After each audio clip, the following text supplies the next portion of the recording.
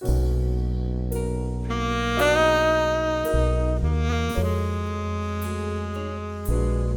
Dr. George Stansbury was a real inspiration to us. We knew that he graduated from Morgan and subsequently went on and attended the medical school. But Dr. Stansbury used to come back and speak to us in the classrooms about his experience. He was very competitive. He liked to excel. And so one of the things that he inspired us to be the best that we could be.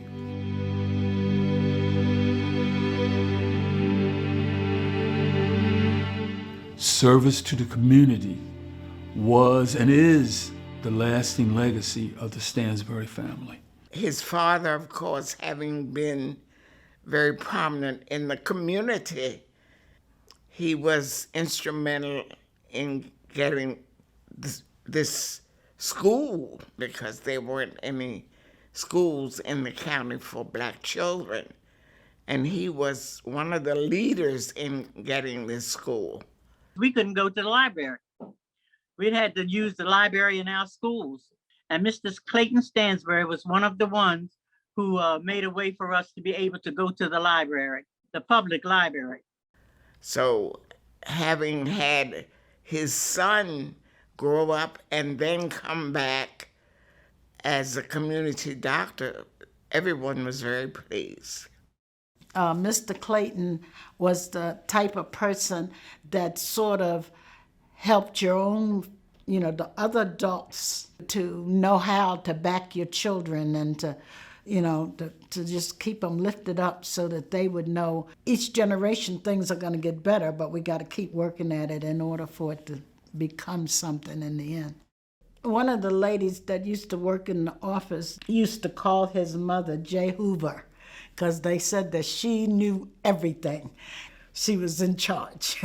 In other words, the Stansbury family was the family as a whole. They were all involved in trying to help all of us as a people be able to be the best that we could be.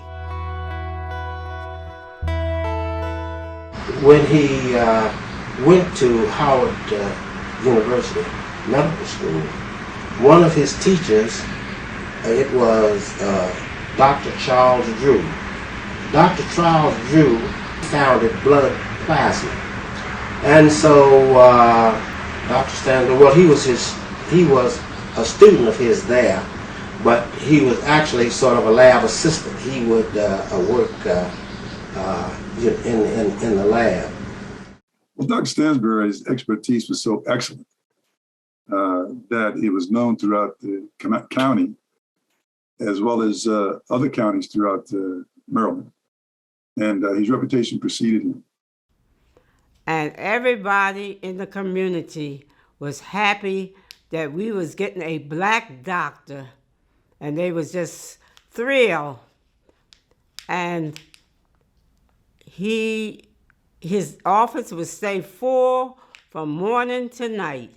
I remember this particular day, I heard one of my sisters say, Dr. Stansbury's here. And I took off running down the hall to my bedroom and got up under the bed because I figured he was going to give us a shot. And Dr. Stansbury came in after me.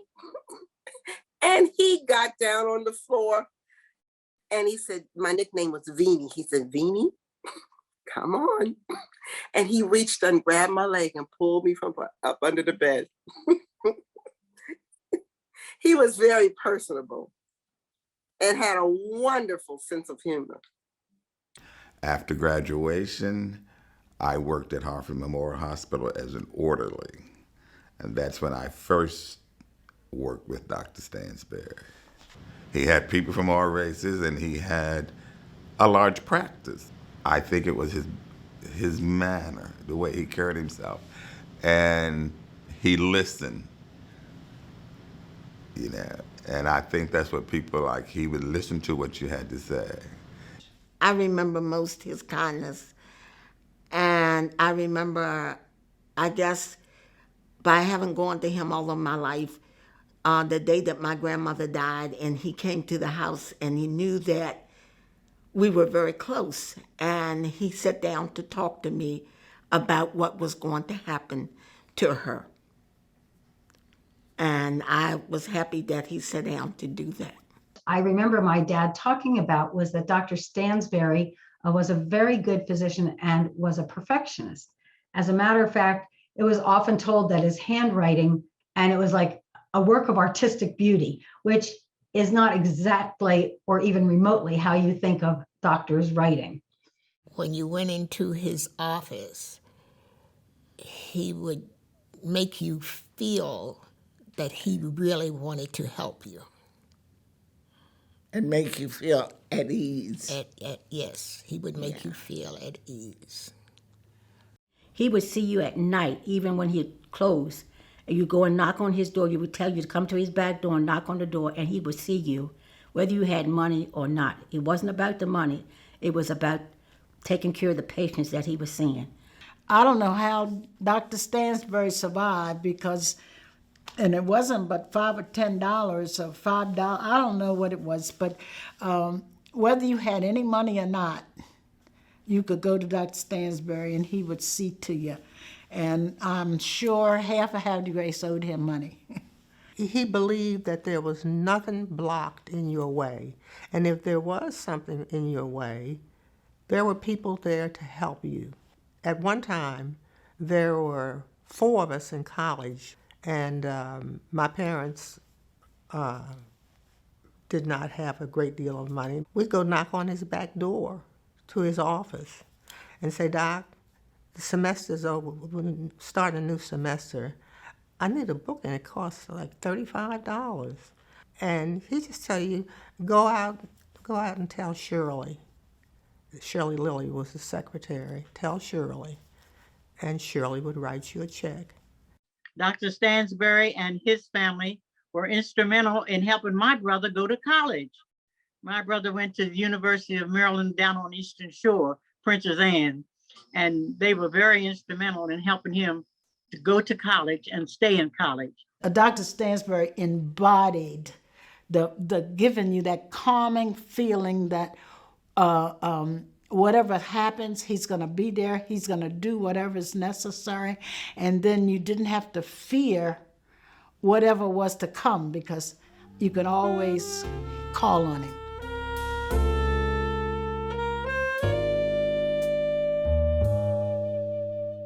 We couldn't go to the stores or the little fountains that they have. Like we used to have a reed fountain, and we weren't allowed to go in those stores. You know, we had to go to the back of the store to get whatever we wanted. And then as far as the Havre de Grace movie, they had a movie, we had to go upstairs. The whites at the bottom, and we had to go upstairs. We relocated from Virginia, the development that we moved in. It was a newly built development. Mainly blacks lived there. And during that time, some of the folk in Havre de Grace, some of the racist people were not for that. And so there was some cross burnings and some threats that took place. I remember personally being threatened when I was on my way to a Little League baseball game, me and some of my friends. And so we were walking down the street, and a gentleman called me over to his car. This is a white gentleman. He called me over to his car. I recognized him to be a brother of one of the people on my baseball team. And I went over to the car and to the driver's seat window. When I looked in the window, he had a gun pointed at me. And he told me, he says, he used the N-word. He said, "I will kill you." And I'm a young boy. I'm 8, 9 years old. But I saw, I don't know, I looked at him and he looked at me, and I just walked away. I don't know, just, you know, but those are kind of things that we encountered, the cross burning and the threats. One of my biggest memory was there was a young lady that I played with every day. And then one particular day, my mother came outside and said, "You better get in here and do your homework." So I did my homework, went back outside, and when I went outside, the young girl said, "Oh, I didn't know you went to school." And come to find out, we were the same age and in the same grade, but didn't go to the same school. There was a school bus that came halfway up the road where we lived to pick up the white children.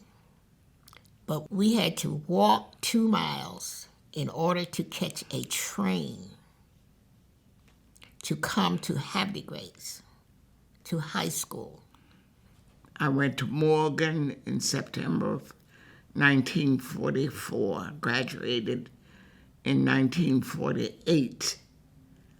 Then I went to library school in Atlanta, Georgia, because the state of Maryland would not allow blacks to go to the library school here at the University of Maryland. They paid for my tuition rather than allow me to go to school at the University of Maryland.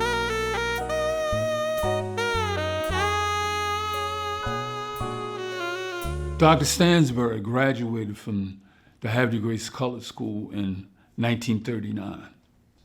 And a lot of the equipment that the school got was the old equipment that came from the white school. And whenever they got new material, they passed the old material down to us. We did not have lab. We did not have a science book. But in spite of that, our educators were well prepared and they understood the situation and explained to us, and especially Dr. Stansbury, the importance of striving and working to the best of your ability.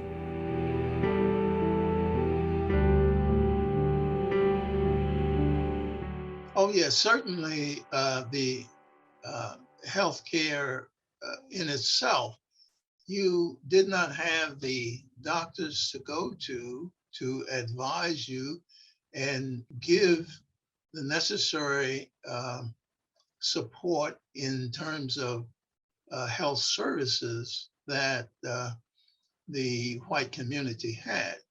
Dr. Stansbury was the only Black physician there. If you had an illness, you had a tendency to try to work around it. And then over at the Havre de Grace Hospital, there was only a little area downstairs in the back for Black people.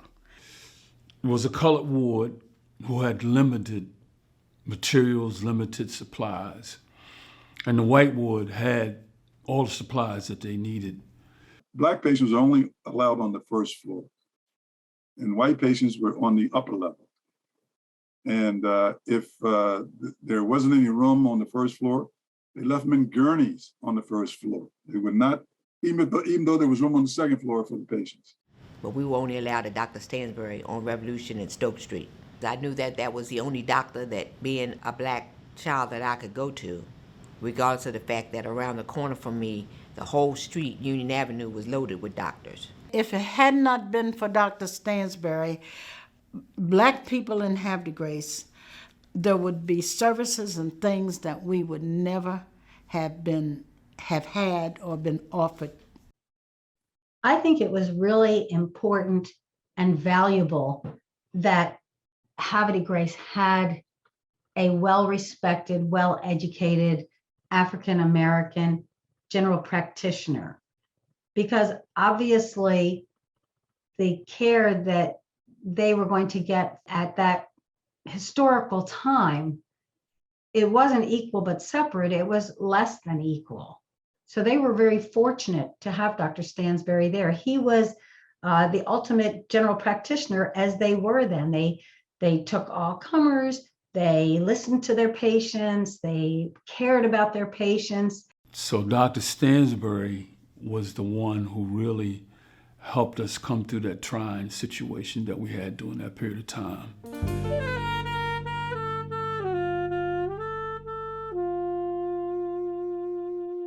And then, of course, later on, in terms of our family, when Dr. Hirsch came to town, he worked with people regardless, as well as Dr. Stansbury. My family came to Havre de Grace in 1955. It was quite a journey. My parents were both born in Germany, And as many people of Jewish faith had to do, they had to escape.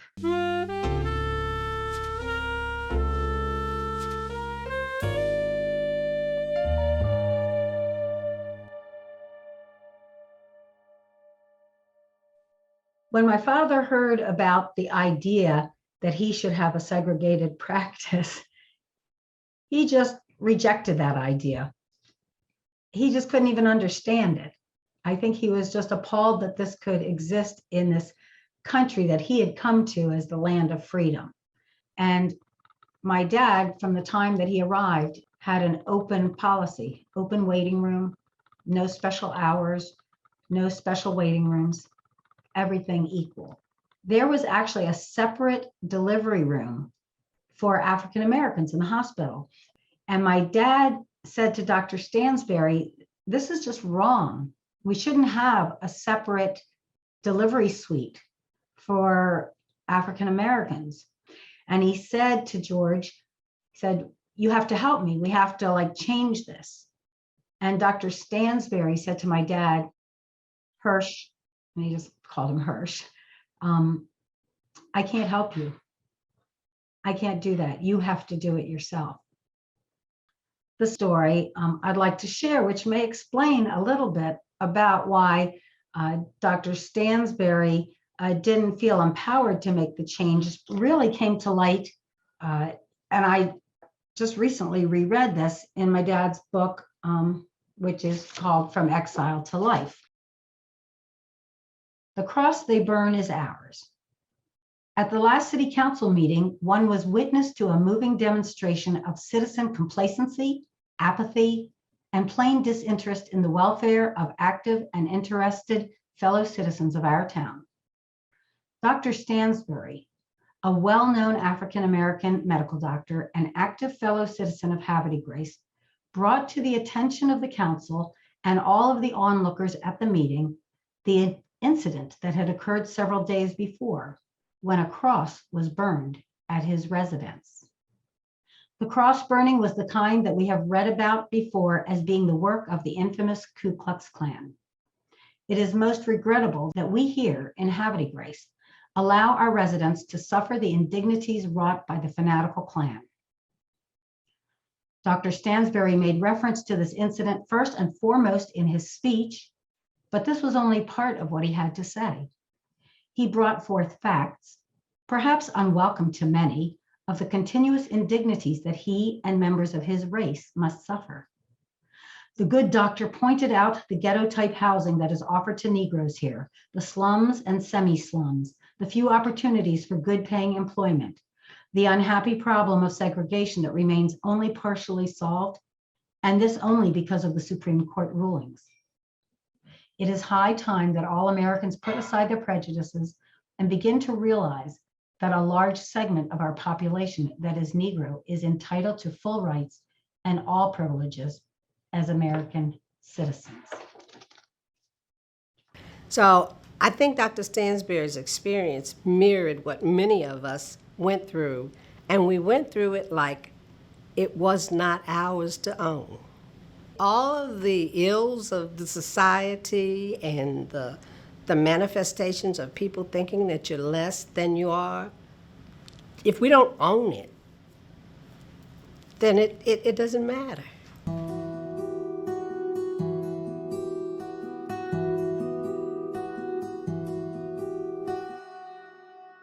I knew Dr. Stansbury because he was the doctor that delivered me. He was our family physician for years. I was born in Harford Memorial Hospital in 1953.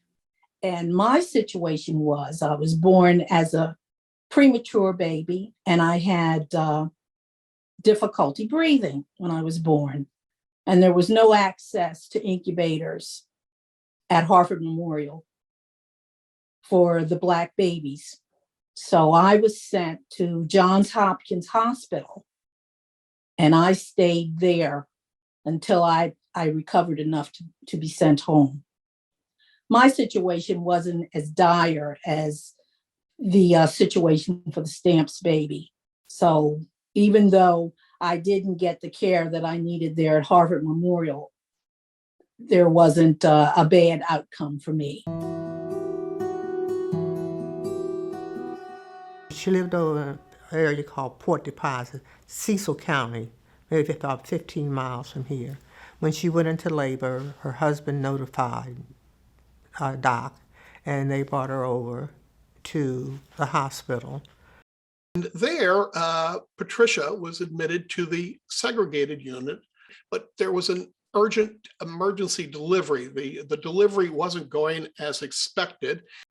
That required advanced equipment, neonatal equipment, things such as an incubator, oxygen-enriched environment. That equipment was available on an upper floor of Harvard Memorial up in the white maternity unit. But the norms of the time did not admit African Americans to those units.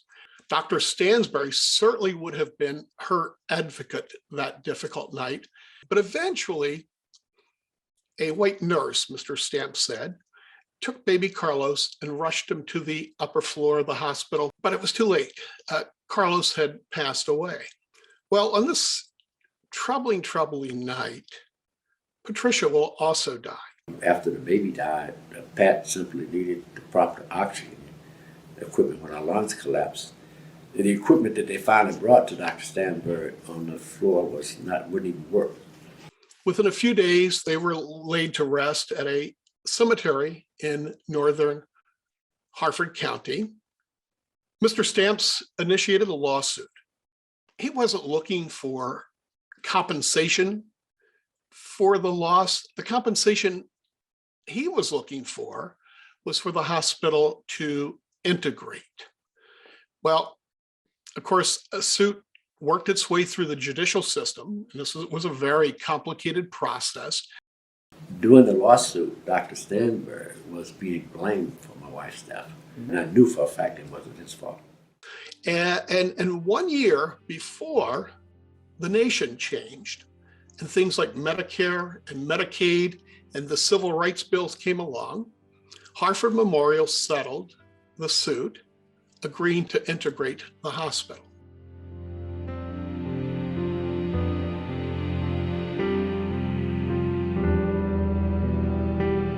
Dr. Stansbury loved being a doctor.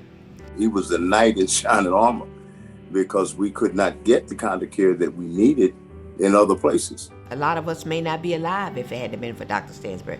He was a role model. Back in those days, anyone Black that accomplished anything, it was like all of us went along for the ride. It was like it was for everybody. And he encouraged us religiously, socially, economically, any way he possibly could encourage you, he would do that. He was that kind of person. And we could attribute a lot of our success to his path that he traveled. And it wasn't for him, we would have not had that drive, that competitive spirit